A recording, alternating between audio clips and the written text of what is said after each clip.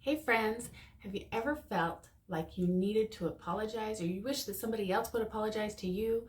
Well, the thing is, if there's something to apologize for, you're probably involved. That's what we're going to talk about today. Hey, I'm Lydia. I used to be an ordinary stay at home mom and wife. We had 2 kids, and for 3 years, everything was perfect until we got pregnant again. But this time with quadruplets. There was so much stress going from a family of 4 to a family of 8 overnight, so I created a system for renewing our relationships. This channel is dedicated to sharing that system, every single part of it. I love teaching how to connect, manage emotions, and turn it all into growing together times. You're going to find all that information right here.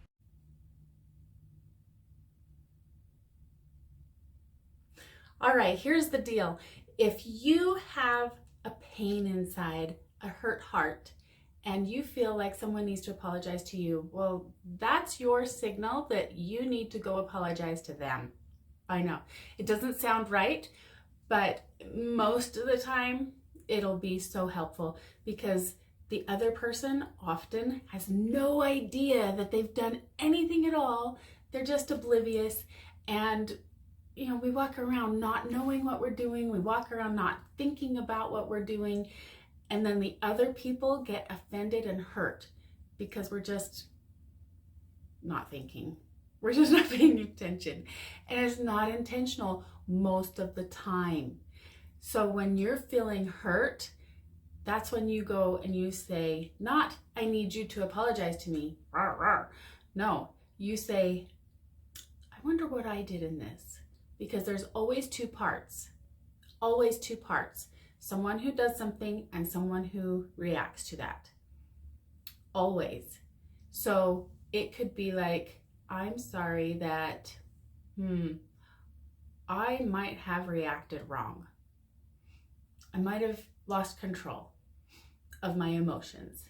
Might have, thrown a shoe at somebody. There's all sorts of things that it could be that you've done. It doesn't mean that you hurt them, but you could apologize for losing control of your emotions or reacting in a way that probably didn't help the situation. And then if you're on the receiving side and someone's saying, I'm sorry, that's a good time to go, oh, they're apologizing for something. What's my part in it? Where's my piece that made them feel like they needed to apologize?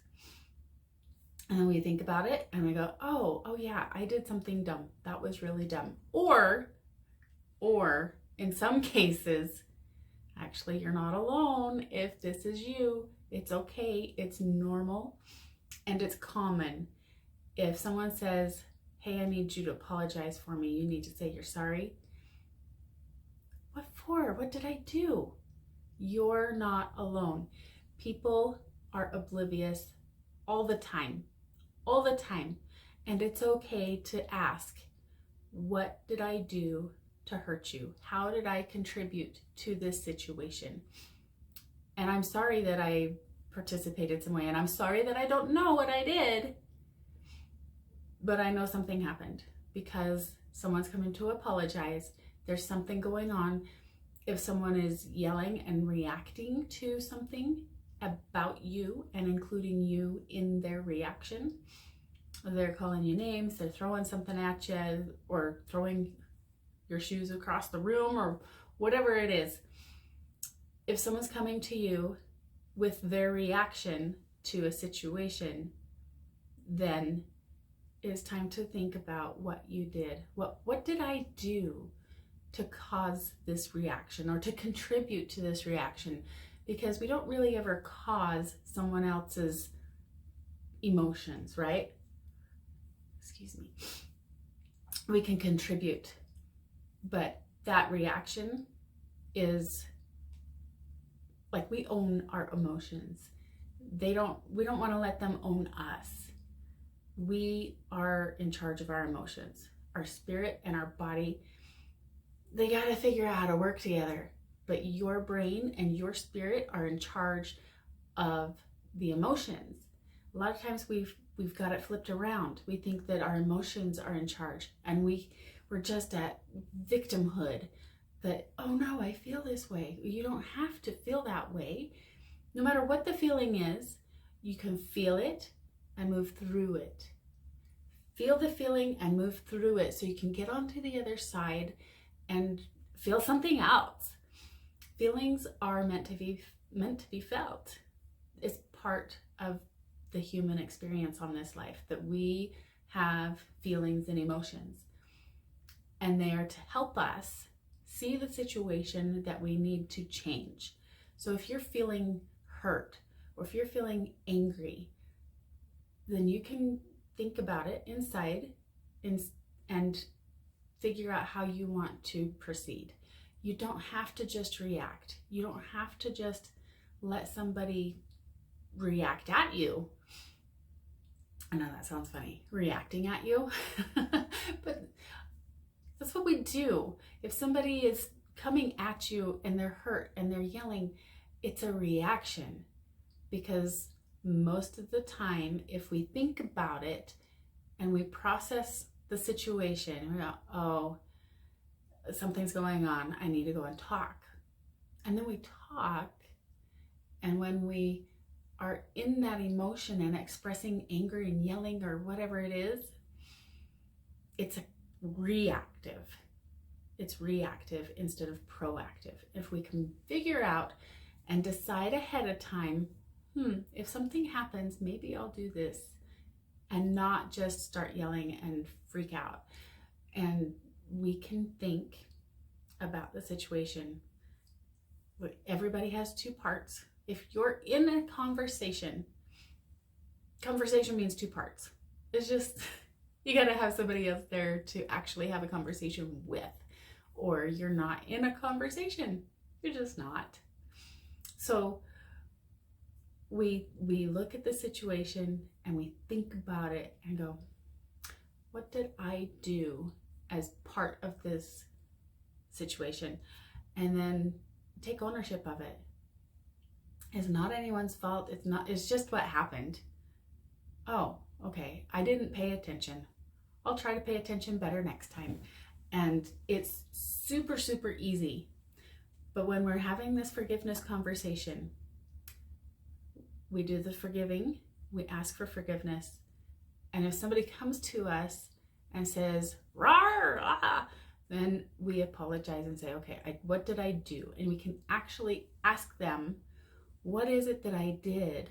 What is it that happened that got you so upset? Got you so hurt? I'm sorry I hurt you. I don't want to hurt you. I don't mean to hurt you and make you upset. It's not intentional. What is it that I did?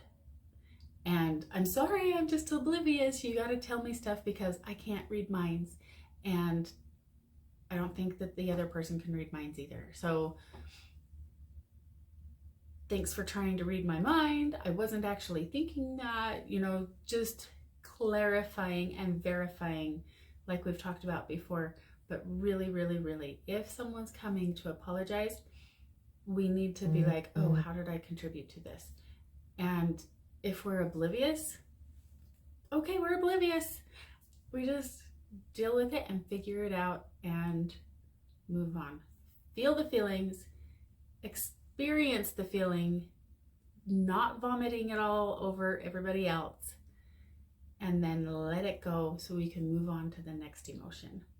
Which we need emotions that are good and not good, so that if we don't ever know what it's like to be frustrated and angry and hurt, then we won't know how to experience the joy and the peace and the healthy, happy feelings. We need that contrast so we can know the difference. We need that contrast so we know what to seek for and what to hope for. And emotions help us get happier, even when they're not happy emotion. Those negative emotions actually support being happy. When we feel them and move through them, not when we're stuck on them and regurgitating the old story and saying, oh, they hurt me. Oh, they hurt me. Oh, I'm hurt. And taking on that as an identity that I've been hurt. We got to feel the feelings and move through them, or they do hurt. They hurt a lot when we don't let them move through us, because we are human. We're all human, whether we're doing the hurting or being hurt. We're all human. Most of the time, if we're getting hurt, it's not intentional. And most of the time, if we're doing the hurting, we're so oblivious. Oh, stop being oblivious. Go out and pay attention to how you're affecting the world, and I'll see you next time. Like, subscribe, follow, share, all the things. All right, I'll see you next time.